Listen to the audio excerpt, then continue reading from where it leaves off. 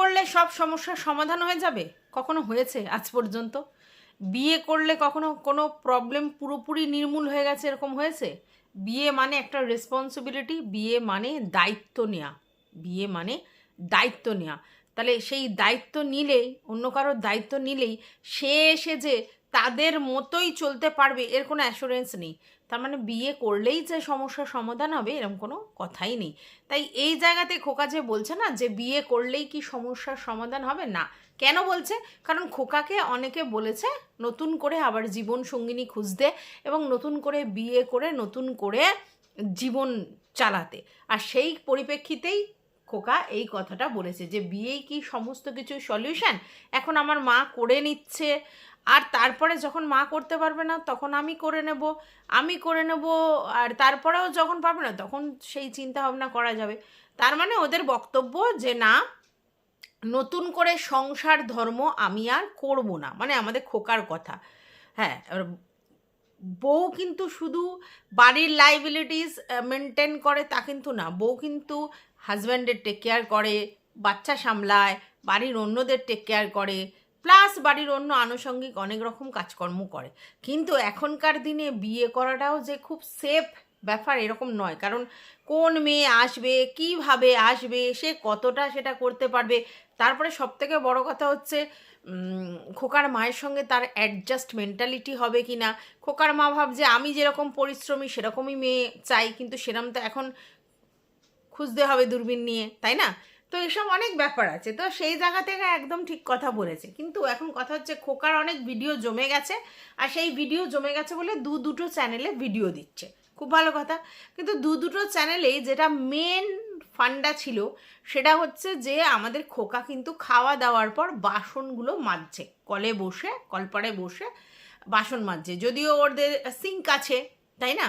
তারপরে হচ্ছে ছাদের কল করা আছে, কিন্তু না, ওরা ওই সামনের যে কল আছে সেই কল পাম্প করেই মাজাতে অভ্যস্ত, মানে বাসন মাজাতে অভ্যস্ত, তার জন্য ওদেরকে কল পাম্প করেই মাজতে হচ্ছে।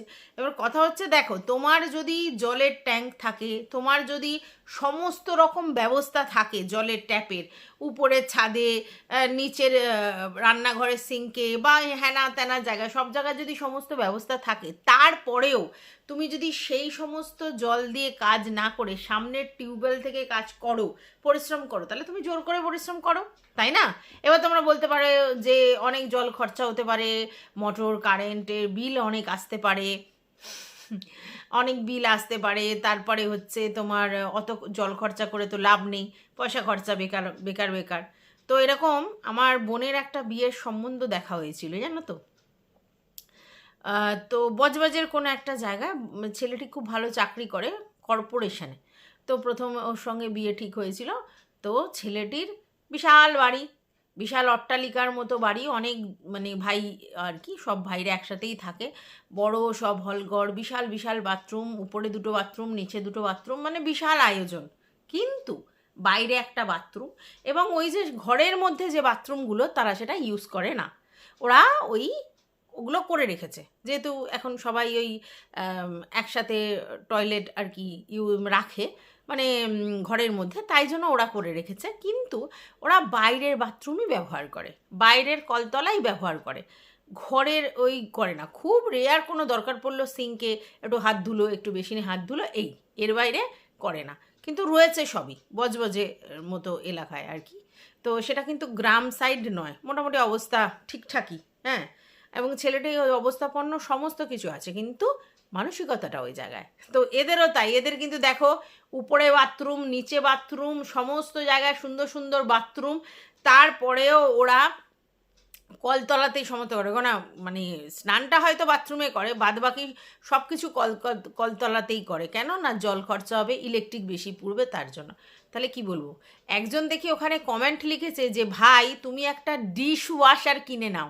এইটা যেই বলেছে আই অ্যাম তো অবাক, সে কি ওদেরকে চেনে না, না জানে না? যেখানে তাদের হচ্ছে তোমার ওয়াশিং মেশিন আছে সেটা ব্যবহার করে না। আমি যখন এটা নিয়ে কথা বললাম, তারপরে দেখি একদিন খোকার মা বলছে ওয়াশিং মেশিনে কাচলে পরিষ্কার হয় না। কে বলে এই কথা আমি জানি না। পুরোনো দিনের ওয়াশিং মেশিনও যদি আমরা কোনো জামা কাপড় যদি একটু ভিজিয়ে মানে উষ্ণ গরম জলে ভিজাই বা একটু বেশিক্ষণ ধরে ভিজিয়ে রাখি আর কলারগুলো একটু হাত দিয়ে রোগড়ে বা হাতের হাতাগুলো একটু রোগড়ে বা এগুলো একটু রোগড়ে দিয়ে তারপরে মেশিনে দিই, অতটা না খেটে একটুখানি রোগড়ে রাগড়ে দিয়ে তারপর মেশিনে দিই, তার পরিষ্কার হবে না? অবশ্যই হবে। তাহলে এত এত লোক মেশিনে কি করছে? হ্যাঁ, এবার যদি তুমি একেবারে কাল কিষ্টে জামা করে ফেলে, একেবারে নোংরা ধুলুস্তুলু, সেই জামা তোমার পরিষ্কার হবে না, যেগুলো ব্রাশ দিয়ে একদম ভালো করে কলার ফলার হাত পাতগুলো করতে হয়। তবে আমি আমাদের কথা বলছি, আমার হাজব্যান্ডের যে জামা কাপড়গুলো সেগুলো হচ্ছে ও আগে কলার দিয়ে বা আগে ভিজিয়ে রেখে একটু পরিষ্কার করে নিয়ে তারপর আমি মেশিনে দিই। তাহলে কি ওই ময়লাগুলো রগড়ে দিলাম, তারপরে এবার মেশিনে কাচা হলো, পরিষ্কার হয়। ঠিক আছে, ওটার ক্ষেত্রে একটু এক্সেস করতে হয়। তো সেই তারা ওয়াশিং মেশিন ইউজ করে না, আর সেখানে তুমি তাদেরকে ডিশ ওয়াশার ইউজ করতে বলছো। ডিশ ওয়াশারে প্রচুর জল লাগে, ওরা ওই ডিশ ওয়াশার দিয়ে ওই ময়লা ফেলে ওই ডিশ ওয়াশার ইউজ করবে? যাই হোক, আমাদের খোকা যে সেরকম একটা বাসন মাজার অভ্যেস নেই সেটা তো আমরা পরিষ্কার বুঝতে পারি, কারণ ও বাসন মাজার কোথায় সাবানটা থাকে সেটাই জানে না, তার মানে অভ্যেস নেই। কিন্তু এখন ঠেকায় পড়ে করছে আর কি, বাসন মাজছে। তো সেই বাসন যে ও মাজছে তার জন্য কিন্তু 2টো চ্যানেলে 3বার বাসন মাজা দেখিয়েছে। এবং বলেছে মা এই কাজটা করতো খাওয়া দাওয়ার পর বাসন মাজা, এখন আমরা করছি, কতটা কষ্ট বুঝতে পারছি। আর তাতু কোনোদিন বাসন মাজেনি না, তাই বলছি, মানে আমাদের তাতু বাসন মাজে না। হ্যাঁ, আচ্ছা, তারপর আমরা দেখলাম তাতু এই গরমে ফুলাতা জামা ফুলাতা শার্ট পরে রান্নাঘরে আমাদের তাতিমাকে সব কিছু জোগাড় করে দিচ্ছে, বুঝতে পেরেছো? আচ্ছা, এমনি তাতুকে দেখি আমি যে সবসময় লুঙ্গি পরেই থাকে, গায়ে কোনো জামা কাপড় দিয়ে রাখে না, তাহলে সেই জায়গায় তাতুকে দেখলাম ফুল শার্ট ফুল প্যান্ট পরেই তারপরে জোগাড় করছে। তাহলে এটা পরিষ্কার যে তাতু কাজকর্ম করছিল বা কোথাও গিয়েছিল কাজের জন্য, এসে পড়েই হন্তদন্ত হয়ে আমাদের তাতিমার জন্য সমস্ত কিছু জোগাড় করে দিচ্ছে, তাই তো? তো চলো, welcome back to my channel. আশা করছি তোমরা সবাই খুব ভালো আছো আর আমিও খুব ভালো আছি। নতুন একটা ভিডিওর সাথে আমি রুনা লাইফস্টাইল থেকে। খোকা পরিষ্কার জানিয়েছে, যারা খোকার এই ডিভোর্স নিয়ে কথা বলেছে নেগেটিভভাবে, বিশেষ করে কন্ট্রোভার্সি ক্রিয়েটারদেরকেই থ্রো করেছে, কিন্তু ও বলছে ভিউয়ার্সরা তাদের সবাইকে উত্তর দিতে ও অবশ্যই আসবে।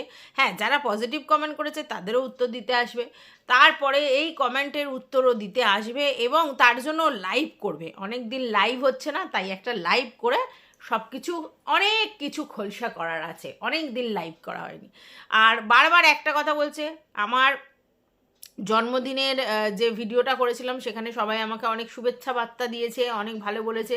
জন্মদিন আমি ভাই আর আমি দুজন মিলে করেছি, এইটা মনে হয় অন্তত, হ্যাঁ খোকা অনেকগুলো ভিডিওতে এগুলো বলেছে এবং খোকার এই জন্মদিনের পার্টটাও কিন্তু আমরা দেখেছি। তারপরেও খোকা রোজ এটা বলে, ঠিক আছে। এইবার তারপরে বলছে যে নেগেটিভ কমেন্ট কিছু এসেছে, সেগুলোর উত্তর আমি বুঝিয়ে দেব ডিভোর্সের ব্যাপারটায়। দেখো ভাই, আমরা তো জানি তুমি বলেছো তুমি খুব স্যাড, এই যে তোমাকে কষ্ট করে বসিরহাট যেতে হচ্ছে, কষ্ট করে এই করতে হচ্ছে, ছেলে ছাড়া থাকতে হচ্ছে, তুমি ভীষণ স্যাড, ঠিক আছে। বাট একটা ভিডিও দেখলাম দীপ্তিদির, সেই ভিডিওটাতে যেটা দেখলাম, যেটা যে তোমার কোনো সেটেলমেন্ট কিছুই হয় নাই। তুমি যে কথা কইতাছিলে যে তোমাগো লয়ার ভিতর দিয়া কিছু দানা ফানা খাইয়া সেটেলমেন্ট করছে, তার মানে তোমার টিনু সুন্দরীর সঙ্গে সেটেলমেন্ট করছে, তো সেটা তো হয় নাই। কারণ দেখো, তোমাদের যে কেসটা ছিল সেটা ডিভোর্স কেস, এবং ডিভোর্স কেসে তুমি যাচ্ছিলে, কোনো ওই 498 কেসটা নয়। তাহলে ডিভোর্স কেসের ডেট পড়েছে, তুমি যাচ্ছ, তাতেই তোমার বাড়ির লোক টেনশন করছে। কি টেনশন করছে? ডিভোর্সটা আদৌ হবে কি হবে না, মানে সেটা টেনশন করছিল। আচ্ছা, তারপরে তোমার ছেলে তোমার জন্য পাগল হয়ে যাচ্ছিল, কারণ বাবা নেই বলে। আচ্ছা, তো তুমি অন্য সময়ও তো অনেক কাজের সূত্রে তোমাকে বাইরে যেতে হয়। এই তারপরে সেই আমাদের আলুর দম ছিল না, ওদের বাড়িতে তুমি একদিন থেকেছিলে, আমার মনে আছে, সেই সময় তো খুঁজেছে। বাবাকে তো ছেলে খুঁজবে অনেকক্ষণ তোমাকে যদি না দেখতে পায়, কারণ তুমি তো মানে অ্যাকচুয়ালি বাবারা যেরকম বাড়িতে বসে থাকে, এই মানে বাইরে কাজে যায়, সেরকম তো তুমি করো না, তুমি তো বাড়িতেই বসে থাকো, মানে তোমার কাজটাই চাই, বাড়িতে বসেই কাজ। তা তোমাকে তো অল টাইম দেখছে, তাই একটু না দেখতে পেলে এটা তো বলবে। যেটা বলছিলাম সেটা হচ্ছে যে এই যে সেটেলমেন্ট তুমি যেটা বলছিলে, সেটা আদতে কতটা সত্যি কতটা কি সেটা তো বুঝতেই পারলাম, কারণ দীপ্তিদি একটা ভিডিও করেছে, যেই ভিডিওটাতে পরিষ্কার বুঝিয়ে দিয়েছে যে তোমাদের মানে কোর্টের যে কেসটা হয়েছিল সেটা ডিসমিস হয়ে গেছে। কেন? যে কোর্টে কেসটা করেছিল মানে আমাদের টিনু, সেই কেসটা সে নিজেই হাজিরা দেয়নি, এবং হাজিরা না দিয়ে সেই কেসটা পুরো মানে গেছে, ফিউজড হয়ে গেছে, মানে কেসটা ডিসমিস করে দিয়েছে। তাহলে তো আলটিমেটলি তুমি ডিভোর্স চাইছিলে না, টিনু ডিভোর্স চাইছিল।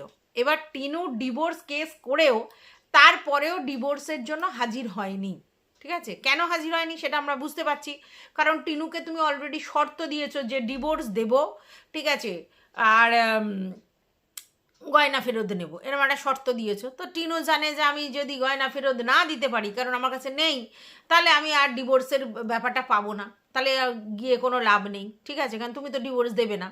আচ্ছা, এইবার এই ডিভোর্সের কেসটা চলাকালীনই কিন্তু একবার টিনুর লয়ার নিয়ে, টিনু আর তুমি তোমার লয়ার নিয়ে একটা সেটেলমেন্টে বসেছিলে, মিউচুয়াল আন্ডারস্ট্যান্ডিংয়ে, মানে বাইরে সেটেলমেন্ট তুমি যেটা বলছিলে। তো সেইখানে তোমার যা কথা বলার, যা করণীয় সেটাও তুমি করে দিয়েছো পরিষ্কার। তাহলে সেইখানেও সমস্ত কিছু কথা হয়ে গেছে। তারপর টিনু জানে যে বেকার কোর্টে গিয়ে বারবার হাজিরা সেও দেবে না এও দেবে না, লাভটা কী হবে, তাই জন্য টিনু মনে হয় যায়নি। তো তোমাদের না প্রেজেন্ট থাকায়, তোমারটা বড় ফ্যাক্ট নয় এখানে, টিনুর ব্যাপারটাই ফ্যাক্ট, কারণ টিনুই কেসের জন্য আবেদন করে টিনুই যায়নি। তাহলে সেটা না করে কেসটা আমাদের জাজ সাহেব ডিসমিস করে দিয়েছে। মানে যারা কেস করেছে, যাদের নিয়ে কেস হচ্ছে, তারা যদি না যায় তাহলে তো কেস চলবে না, তো ডিসমিস হয়ে গেছে। তার মানে তুমি তো এটাই চেয়েছিলে যে ডিভোর্স দেব না, তোমার বক্তব্য ছিল ডিভোর্স দেব না, ডিভোর্স নিতে গেলে গয়না পেতে হবে। তো কেসই যদি ডিসমিস হয়ে যায় তাহলে তোমার না করতে হয় সেটেলমেন্ট, আর না পেতে হয় তোমাকে ডিভোর্স। তুমি তো ডিভোর্স চাইছিলে না, তুমি ডিভোর্স চাইছিল না, তো সেটাই হয়েছে। তো অ্যাকচুয়ালি তোমার তো সত্যি আনন্দ করার সময়, কারণ তুমি তো ডিভোর্স চাইছিলে না, আর জাজ মানে কেসটা ডিসমিস করে দিয়েছে। তাহলে তোমার প্রফিটই প্রফিট, ডিভোর্সই হলো না। ঠিক আছে, কারণ তুমি তো ডিভোর্স দেবে না, তুমি তো বলেছো যে আমি ওই ব্যাপারটা ওই না হলে এটা হবে না, তাহলে তোমার ওই জায়গা থেকে তো ডিভোর্স হলো না। তাহলে প্রবলেমটা কার হবে? টিনুর হবে, কারণ টিনু কি ডিভোর্স চেয়েছিল, পেলো না।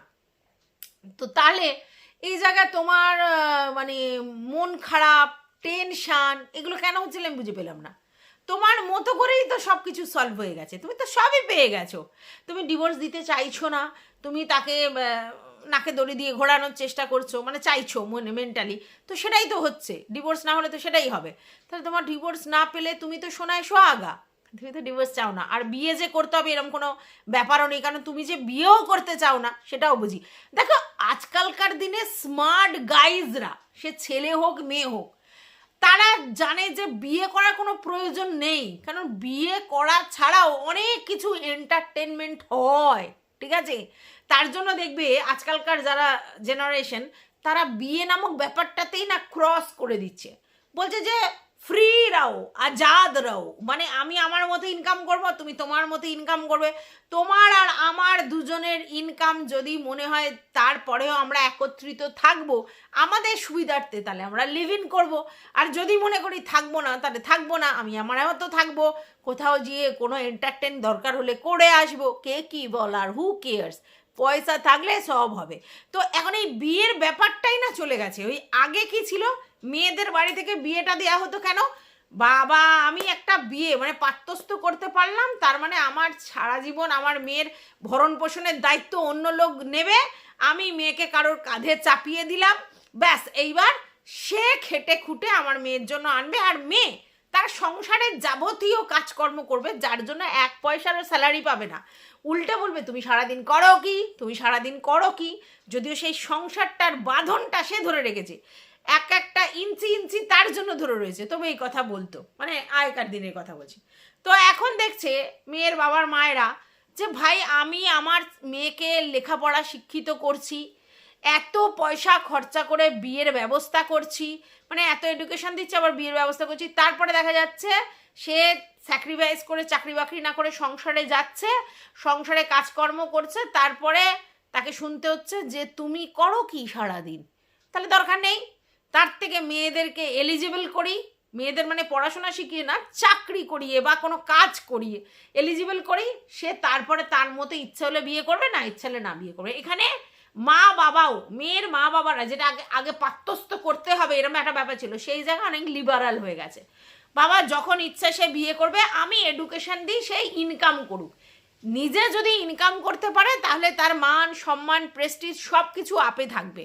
ওই হাউস ওয়াইফের ট্যাগ নিলেই সে যতই শিক্ষিত হোক, সে যতই এলিজিবল হোক, তার যেন কোনো জায়গা থেকে তাকে একটা নিচু দেখানো হয়। ঠিক আছে, যে তোমার কোনো ক্ষমতা নেই, তোমার কোনো কিছু করণীয় নিয়ে। দেখা গেছে অনেক সময় যে মেয়ের যোগ্যতা অনেক বেশি ছেলের যোগ্যতার তুলনায়, কিন্তু মেয়ে সেরমভাবে এডুকেশন ব্যাকগ্রাউন্ড করার পরেও চাকরি সূত্রে কোনো কিছু করেনি, কারণ বাড়ির লোকেরা চায়নি, তারপর বিয়ের পরও চায়নি। সে জায়গায় ছেলের বাড়ির যোগ্যতার থেকে যোগ্যতার পরেও, মানে কম যোগ্যতার পরেও চাকরি করে। তাই জন্য সেই কম যোগ্যতার ছেলে কোনো না কোনো সময় মেয়েটিকে বলেছে তুমি করো কি, তোমার যোগ্যতার কি দাম, কোনো তো কাজে লাগলো না। তাহলে এই কথা কেন শুনবে? তাই আজকালকার বাড়ি মানে গার্জেনরা অনেক স্মার্ট হয়ে গেছে। মেয়ের বাবা মারা বিশেষ করে বাচ্চাকে পড়িয়ে তারপরে তার এডুকেশন স্ট্রং করে তারপর তার মার্কেটে ছেড়ে দিয়ে, এবার সে যদি মনে করে বিয়ে করবে তাহলে তারা সম্বন্ধ দেখুক, দেখে শুনে বিয়ে করুক, নিজে প্রেম করে বিয়ে করুক, বিয়ে হয়।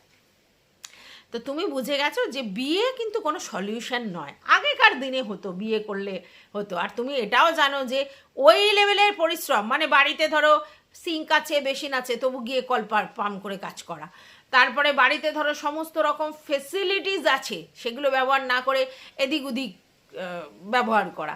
তো এইগুলো আজকালকার দিনে কেউ এত কষ্ট করতে যাবে না, সেটা তোমরাও জানো। আর এই তোমার মায়ের মতো এত কর্মরত পাওয়াও যাবে না, তাতে সেই অশান্তির সৃষ্টি হবে। তার থেকে তুমি এটা ভালো বুদ্ধি নিয়েছো যে বিয়েই কি কোনো সলিউশন নাকি? না, একদমই ঠিক কথা। তো তার জন্য তুমি বলেছো। আচ্ছা, বাই দা ওয়ে, তোমার বক্তব্য আছে যে আমার ডিভোর্স নিয়ে অনেকে অনেক কথা বলছে, তো তাদেরকে জবাব দিতে হবে। তোমার ডিভোর্স নিয়ে না, যেটা দেখা গেছে সেটা ই কোর্ট অ্যাপসে যা দেখা গেছে সেটা নিয়ে লোক বলেছে, তারা দেখতে পেয়েছে, তারা দেখে ঠেকে তোমাকে বলেছে। হ্যাঁ, এবার যেহেতু তুমি আর তোমার বউ এই ব্যাপার নিয়ে কোনো কথা বলেনি লোক সমক্ষে যে কি হলো, আদতে ডিসমিস হলো কি কী হলো, সেই জন্য তোমার বলতে পারো যে তোমাদের আগে সব কিছু বলে দিয়েছে। তো সেটা তারা দেখতে পেয়েছে তাই বলেছে, তোমরা তো বলবে না। তোমরা তো জিনিসটাকে অন্য জায়গায় ঘুরিয়ে নিয়ে যাবে, তার জন্য বলে দিয়েছে। বুঝতে পেরেছো? তো যাই হোক বন্ধুরা, দেখা যাক আমাদের খোকা তার লাইভে এসে আমাদেরকে কি সারপ্রাইজ দেয় আর অ্যান্টি ক্রিয়েটারদেরকে কি বলে, সেটা আমাদের জানার দরকার। আর দুটো ব্লগে মানে আমি খোকার জিনিসটা দেখলাম, তিনবার বাসন মাজাটাই হাইলাইটস। হ্যাঁ, যাই হোক, অনেক ভিডিও জমে গেছে, তাই দুটো চ্যানেলেই দেবে। আর অনেকে বলছে যে তুমি বলছো তোমার মেশিন, তোমার জিনিস বানানো, তো সেগুলো তো দেখাচ্ছ না, তো আমরা কি করে বুঝবো তুমি কি মেশিন কিনেছো, কি মেশিনে কি কাজ করছো। ও বলছে যে মেশিনে কাজকর্ম ঠিক হচ্ছে না, মেশিনটা এই করছে ওই করছে। তো এরকম যদি বলো তাহলে এই হাওয়ায় হাওয়ায়, সেই যেমনি আমাদের ম্যান্ডু রানী হাওয়ায় হাওয়ায় দিদিদের দেখিয়েছিল, তো এই হাওয়ায় হাওয়ায় গল্পটা আসে। তো সেই জন্যই আর কি খোকার কাছে বলতে চাইছে যে তুমি কি করছো আদতে, আমাদের দেখাও। খোকু বলেছে না, বিজনেসের নজর দেয় লোকে, তাই দেখাবে নি, বুঝলা?